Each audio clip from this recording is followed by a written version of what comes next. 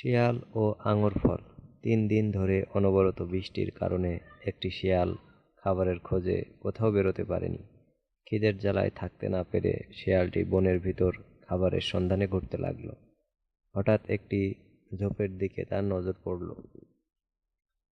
সে দেখল ঝোপের পাশে একটি আঙুর গাছ এবং অনেক পাকা আঙুরের থোকা ঝুলছে সেখানে। খিদের জ্বালায় সেই আঙুর খেয়েই পেট ভরাবে বলে শিয়ালটি মনস্থির করল।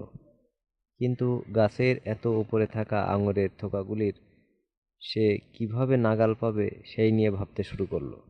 কিন্তু শিয়ালটি তার কোনো উপায়ই বার করতে পারল না। অবশেষে বিফল হয়ে সে স্থান পরিত্যাগ করল। ফেরার পথে সে বলতে লাগলো, আঙুর ফল টক, এই আঙুর আমি খেতেও পারতাম না, আর খেলেও আমার পেট ভরত না। নীতিকথা: নিজের অযোগ্যতা ঢাকার জন্য পরনিন্দা করা উচিত নয়।